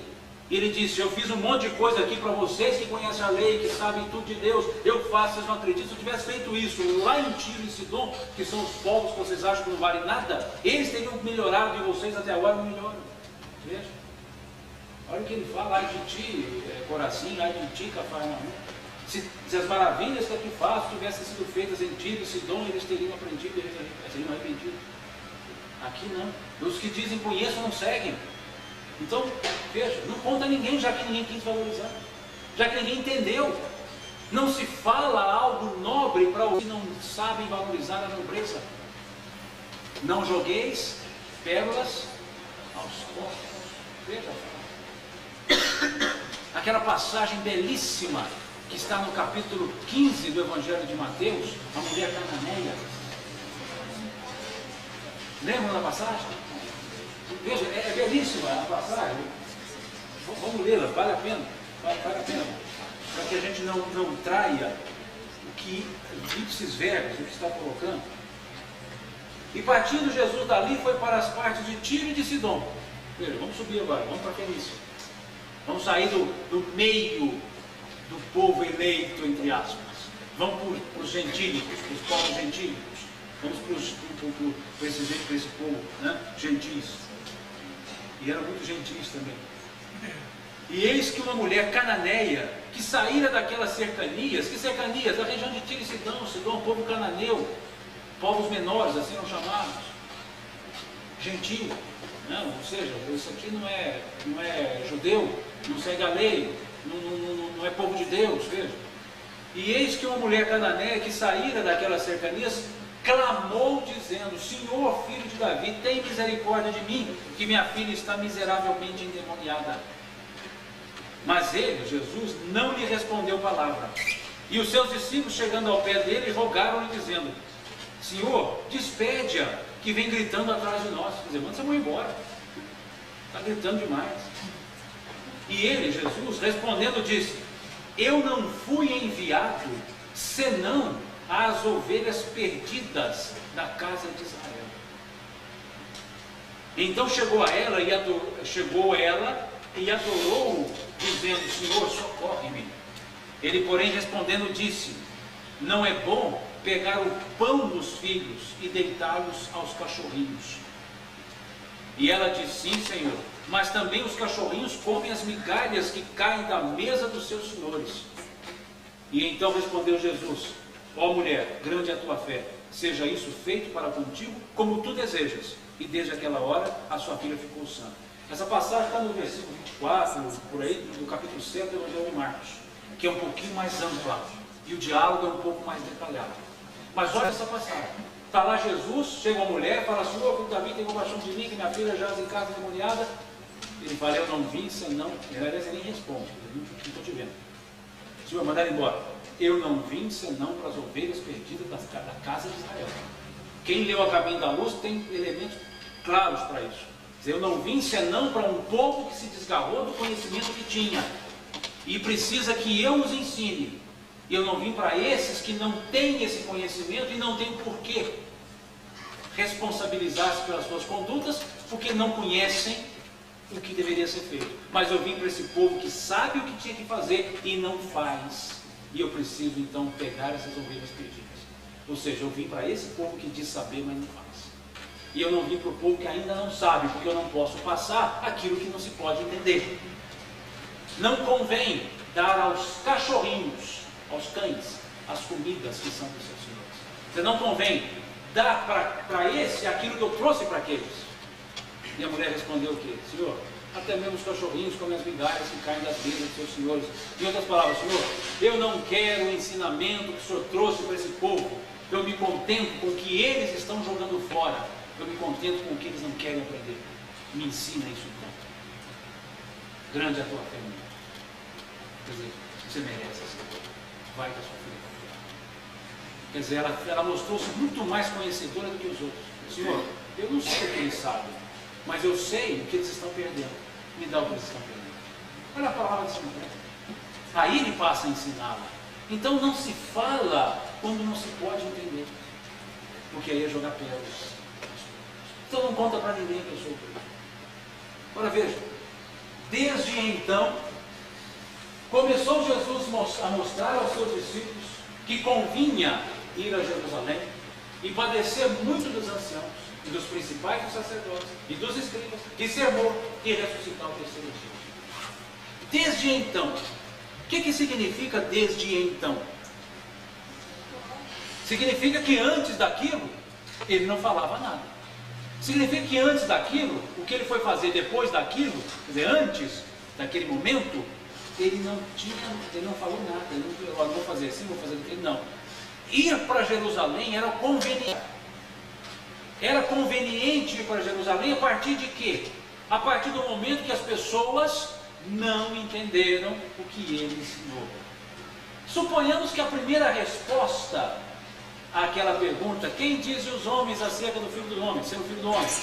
Imaginemos que os discípulos dissessem assim: Senhor, está todo mundo falando que o Senhor é o Cristo, Filho de Deus vivo, que vem trazer uma mensagem de libertação para nós, que nós agora saímos da peia do exclusivismo e vamos viver seguindo vocês.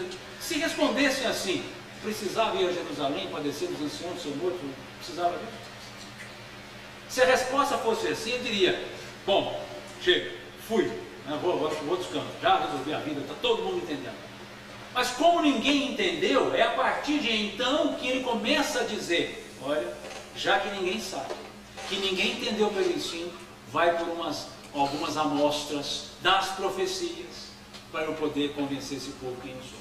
Porque ninguém soube responder. Então a partir de agora eu vou dizer para vocês: vou ter que ir para Jerusalém, o negócio vai ficar apertado, eles vão me machucar lá, eu vou ficar preso, vou ter que fazer isso, porque assim eu convenço todo mundo.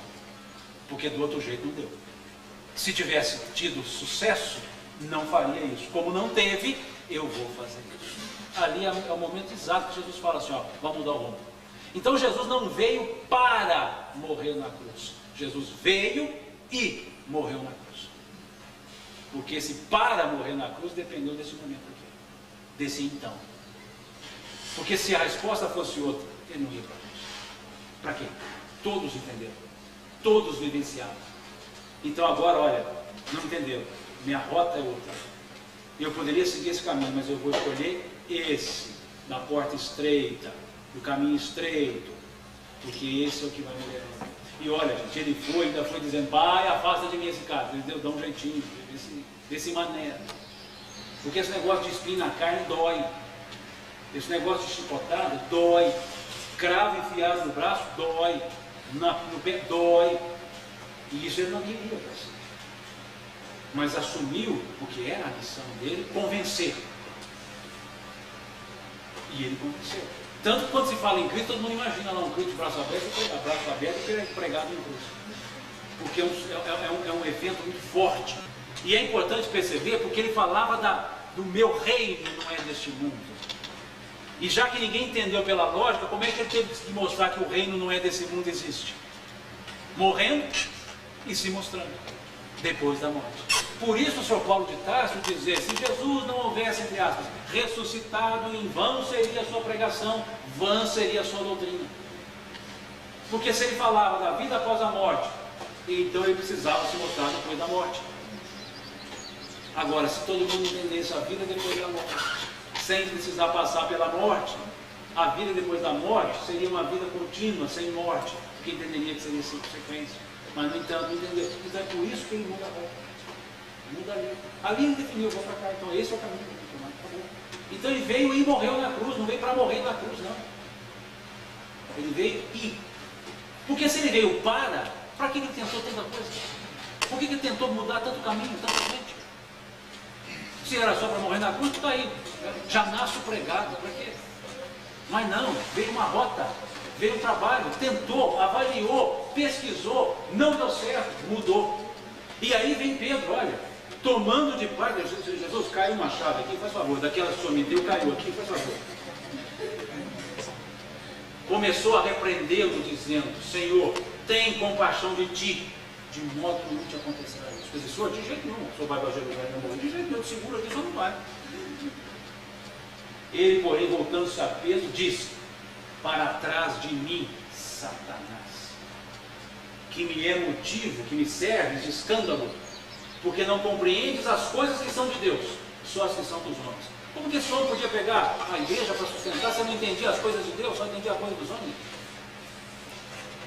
Como que essa pessoa volúvel, que ora recebe uma inspiração divina, ora recebe uma inspiração não divina?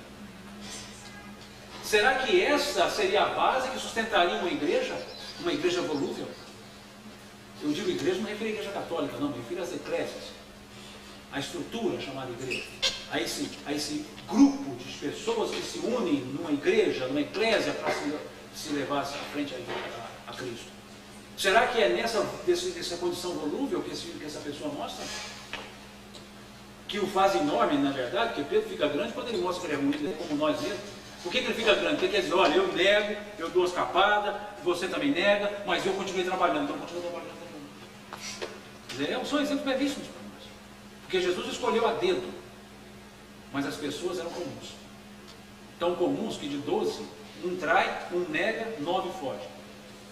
Na hora da crucificação, só ficou um, que era o Sr. João. Na época, jovem João, o evangelista. Que a gente fala que jovem não quer saber de nada, né? E dos discípulos, o jovem que ficou. Os maduros vazaram todos, né? Fui. O que recebeu a chave, não conheço.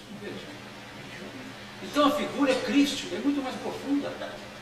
E essa figura, Pedro, belíssima, mas é alguém que não compreende as coisas que são de Deus, só compreende as coisas que são dos homens.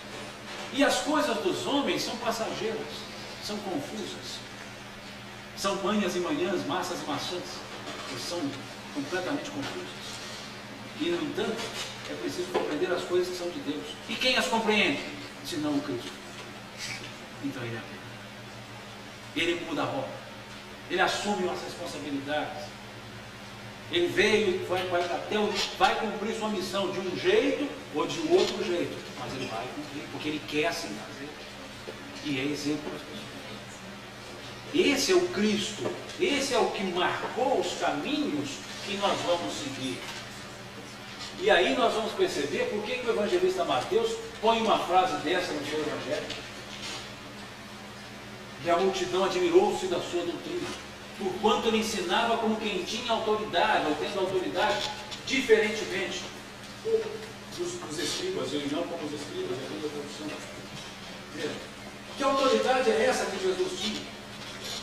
Senão a autoridade que os benfeitores espirituais colocam lá no Evangelho segundo o Espiritismo, no 10º capítulo, que um benfeitor espiritual diz assim: a verdadeira autoridade, a autoridade legítima, é aquela que se apoia no exemplo que se dá do bem.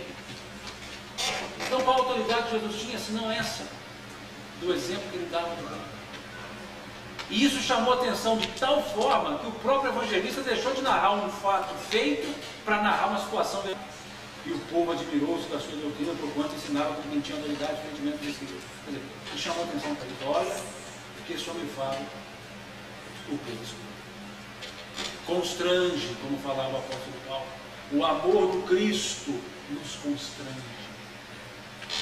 Como fala aquela carta do Sr. Públio Lentos, não vou analisar se é verdadeira ou falsa, não vem ao caso, se é historicamente aceito ou não, não vem ao caso, mas é interessante a forma que ele coloca ali, dizendo assim: dois sentimentos se tem quando se olha nos olhos, ou o teme ou o ama.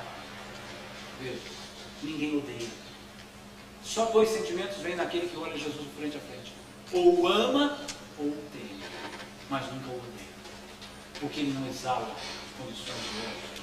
O temor, por saber o quão belo é e o quão distante eu fico, por opção. O amor, o quão grande ele é e o quanto próximo eu chego, basta ver. Veja a forma que foi colocada nessa carta de Pedro. Dois sentimentos que tem quando se fica: ou ama ou teme. Então dá para admirar. Isso os hindus chamam de kunlong. O que é para eles kunlong? Não tem como traduzir, não tem uma palavra que traduz.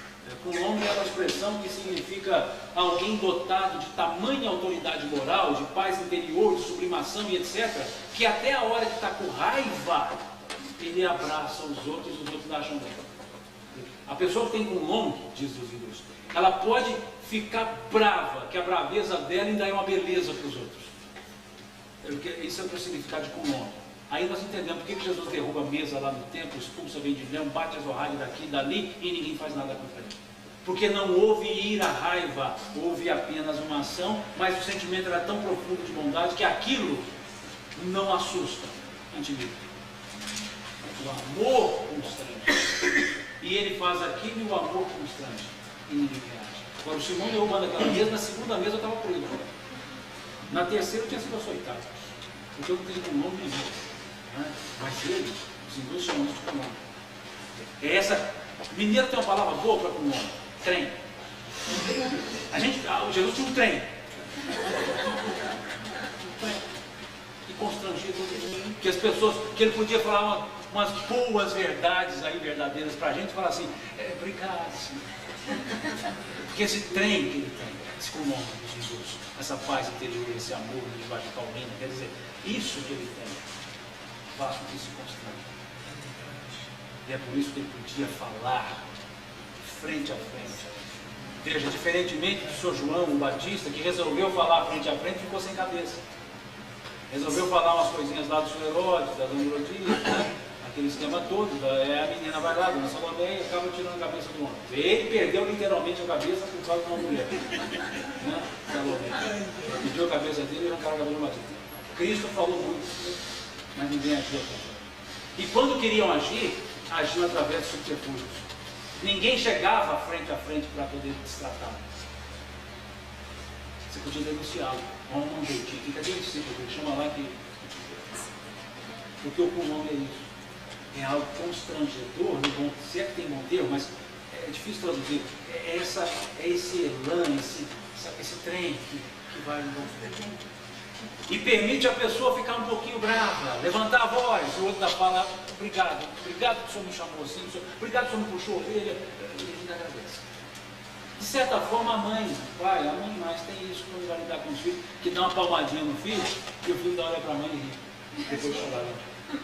Ele não fica com raiva da mãe, ele não guarda ódio da mãe, ele pode ter raiva no tapa da situação, e olha para a mãe, e depois não consegue ter ódio dela. Porque a raiva, diz de volta, a gente viu isso no caminho, ele diz que a raiva é fisiológica. Ninguém pode dizer: eu não senti raiva na hora, sentiu sim, porque isso é fisiológico. há um derrame de substâncias que me levam a fazer. Mas o ódio é opcional. Mas a raiva é instintiva. Ele fala, são os nossos momentos de animalidade. Não é? Mas, então veja, o filhinho apanha, tem uma raivinha na hora, mas é incapaz de fazer nada. Porque a mãe tem um comando, essa autoridade moral, que não é autoritarismo. Porque tal qual diz lá o Evangelho, o autoritarismo é repelido. Lá diz assim, nessa casa eu mando e sou obedecido. E esquece de acrescentar, e é detestado, é assim que dá lá no texto. Isso é autoritarismo, não é? Porque a autoridade se apoia no exemplo que se dá. E por isso Jesus fazia esse conlong que eu traduzo como trem, porque não tem outro jeito. E a mesma dificuldade que eles têm para traduzir trem, então a gente vai do mesmo jeito. Né? E olha essa autoridade, olha que beleza. Imagina a gente estar lá escutando duas frases, igual essa aqui, por exemplo. Eu sou o bom pastor, e o bom pastor dá a vida pelas suas ovelhas. E é verdade, não é? O pastor, aquele pastor que cuida lá das ovelhas, do animal, ele se arrisca a se atracar com um lobo para salvar o ovelha. O bom pastor se dedica, eu sou o bom pastor. Eu sou o bom pastor, conheço as minhas ovelhas e elas me conhecem a mim. Veja, não, vamos pensar nisso, olha que tranquilidade que é isso. Chegar e estou lá quieto, pensando na vida, e chega Jesus e fala isso. Eu sou o bom pastor. O bom pastor dá a vida para as suas ovelhas. Opa, eu sou a ovelha dele, então ele dá a vida por mim, quer dizer, ele se dedica a mim. O bom pastor conhece as suas ovelhas. Opa, eu não sou desconhecido, eu sou conhecido. E as minhas ovelhas me conhecem a mim. Eu conheço, posso não querer seguir, mas eu conheço. Veja, olha o simbolismo da fala. Tem que ser um evangelista João para pegar isso. É característica do evangelista. Tem que ser aquele discípulo amado dele para perceber esse detalhe do amor. Porque os outros são mais históricos. Não estou recriminando isso, não, pelo contrário. Eles são mais factuais. É o fato temporalizado e a decorrência do fato. João é o fato simbolizado, sem contextualização, sem temporalidade. O evangelista João ele não trabalha com temporalidade, ele trabalha com o fato, com a ideia, com o simbolismo.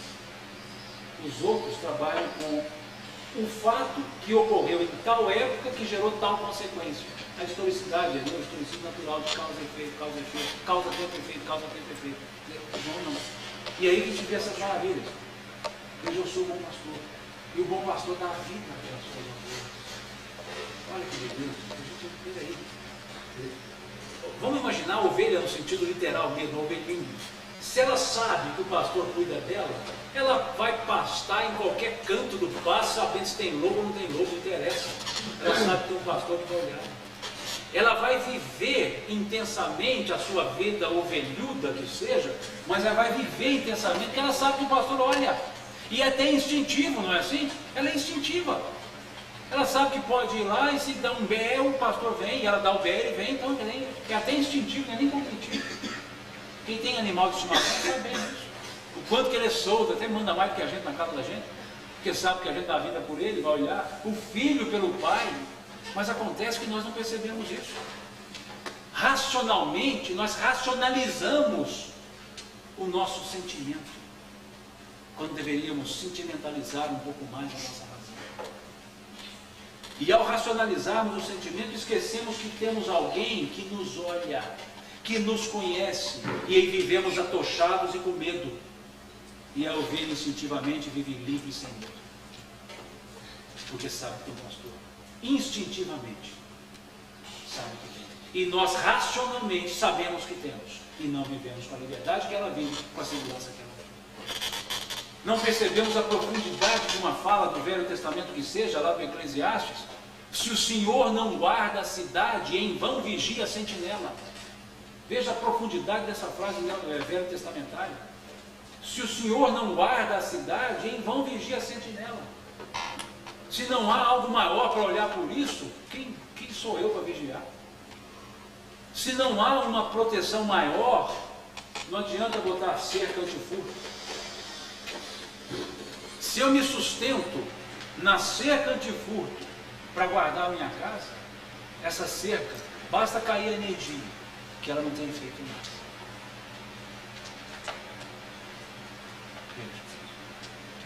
Dá um apagão, acabou. Se eu levanto os muros, basta uma escada maior do que o muro. Mas é a confiança tácita, calada em Deus, que faz com que essa cerca tenha efeito. Ou seja, quando eu sei, quando eu confio. Não é a fé que vai dispensar a cerca, também não é isso. O senhor André Luiz é claro, né? Ele diz, a fé não dispensa a previdência, né? A gente tem que ser previdente. Mas olha o simbolismo. Se eu não creio em Deus, se eu não confio na ordem universal, ainda mais com esse conhecimento espírita todo que nós temos, se eu não confio nessa dinâmica, aí vem o senhor Renato Teixeira de novo. Penso que viver a vida seja simplesmente compreender a marcha e tocando em frente. Veja, penso que viver a vida seja simplesmente compreender a marcha, compreender a dinâmica da vida. Compreendeu a dinâmica, toca em frente. Viver a vida é só isso, compreende como é que ela funciona e que você vai viver simplesmente. Penso, sinto que viver a vida seja simplesmente compreender a marcha. Quem compreende a marcha não deixa o carro apagar nunca. Está no morro, põe a marcha forte. Está numa reta, põe uma marcha não zévola, e assim vai. Quer dizer, põe uma quinta na baixada e vai embora. Põe uma primeira na subida e vai embora. Quem compreende a marcha, compreende a dinâmica da vida, como que a vida funciona. Quem somos, de onde viemos, para onde vamos, porque sofremos temporariamente na terra. Compreende essa marcha e toca em frente. Penso que viver a vida seja simplesmente de compreender a marcha e tocando em frente. Olha que beleza. Então é isso também, compreende essa dinâmica, nós compreendemos isso, compreendo a ordem universal, a dinâmica do causa e efeito, compreendo isso. Por que eu não viver inseguro? O Espiritismo é o consolador prometido. Por que eu estou não consolado então? Porque é uma pergunta que eu sempre faço. Se é, capítulo 6 do Evangelho segundo o Espiritismo, consolador prometido, é sim, você é espírita, sou. Então por que você não está consolado? De duas, ou você não é espírita, ou o espiritismo não é o consolador. Então, se ele é, porque eu não sou. É porque eu entrei no espiritismo, o espiritismo ainda não entrou em mim. E se ele entrou, ainda não saiu por mim. Ou talvez saiu de mim, mas não saiu por mim. Então, veja, é consolador. Como Cristo é o consolador, como a mensagem de Cristo é consoladora, mas nós temos que nos consolar, compreendendo essa dinâmica e tocando. Uma linguagem mais futebolística, né? Conhece a dinâmica e corre para o abraço. Não, quer dizer, já resolveu o problema. E a gente compreende, mas não vive assim. Quer dizer, que ovelha nós somos, que não vivemos em paz com o pastor que nós temos. Sabendo de tudo isso. Sabendo que não há acaso, que não há o fortuito, ainda ficamos. Somos imortalistas e vivemos desesperados como se mortalistas fôssemos. Cremos em Deus e vivemos como se Deus não existisse. Olha as relações. Então, a ovelha que instintivamente conhece e confia no pastor, nós racionalmente sabemos da existência do pastor, acreditamos no pastor, mas não confiamos no pastor. Homens, desculpa, acabou com o capófilo lá, mas homens de pouca fé, disse Jesus a ele. Quando ele foi caminhar nas águas, ele falou: homem de pouca fé. Não é que vai pôr café nesses homens. Desculpa, mas é o capófilo que está lá no texto. Pouca fé. Homens de pequena fé. Homens sem fé. Homem com fé pequena, que seja. Pronto. Veja. É esse aspecto. A hora que Jesus estava dormindo na barca, são sempre. Mas só quando me interessa se o fato ocorreu ou não ocorreu, não vou entrar nesse aspecto. Mas está lá, aquela trovoada, trovão para lá, trovão para cá, relâmpago para lá, água balançando para cá, chuva caindo. E ele dormindo.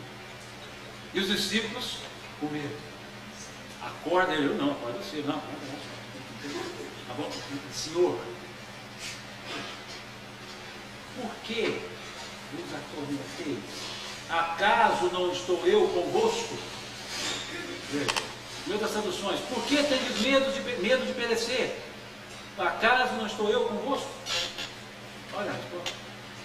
Peraí, gente. Eu estou aqui deitado, sossegado com vocês ainda estão com medo, e olha que eu vou embora então. Olha, é nesse nesse nível que nós temos que começar a avaliar. É onde muitas pessoas acreditam piamente nisso, e vivem nisso. E nós criticamos muitas vezes. Ah, isso é fanático. Não, não é fanático. Ele vive na segunda crença. Ele acredita que o Cristo assim faz, e assim ele vai viver. Agora nós sabemos um monte de coisa, nós não acreditamos, nós sabemos e não fazemos. E aí criticamos os que assim fazem. Com todo respeito, quando, como o Chico disse certa vez, como uma pessoa com ele estava em Pedro Leopoldo, olhando a procissão de Semana Santa, e aquela procissão do enterro da sexta-feira da Paixão, um com pedra na cabeça, o outro pisando escadas pontiagudas, que esse calçamento de carne de vaca, né? Talvez aqui não tenha isso mais. Na Megalópolis, que o Helder falou de onde eu nasci, em São Gotardo, que é a cidade enorme, contando comigo, deve ter uns 20 mil habitantes. Lá tem umas carnes de vaca, assim, andar descalço naquilo é impossível. E as pessoas andando descalço naquilo, com vela na mão, queimando, e a pessoa dizendo, olha só que mortificação é essa, Deus não quer que ninguém se mate, misericórdia é, sacrifício não. E Chico disse, não condene o seu começo. E quando você estava lá, você fazia isso com todo amor e com todo fervor, e dava certo. Então não condena, porque deu certo e dá certo para ele. Se você sabe que não precisa disso, faz mais que isso. Para de fazer isso e faz mais, em outras palavras. Então nós temos um hábito de ficar condenando as coisas dos outros. Ah, o povo fica dando na pé, fazendo romaria por aí. Está certo, eu sei que isso não resolve, por isso não faço. Mas o que resolve é isso, também não faço. Ele acha que aquilo resolve, e faz, e resolve. Aí. Eu pergunto. O senhor, o pai, chamou os seus 2 filhos e disse, filho, vai trabalhar na minha vinha, filho, vai trabalhar na minha vinha. O filho disse, eu vou, e não foi. O outro disse, não vou, e arrependeu e foi. Qual dos dois? Agiu com retidão para com o pai. Nós estamos no não vou e vou, ou estamos no vou e não vou? Aí é que vem a verdade. Eu não acredito nessas coisas, eu acredito nisso, mas eu faço isso. Raul Teixeira nos conta uma história de um amigo dele, chamado Flávio,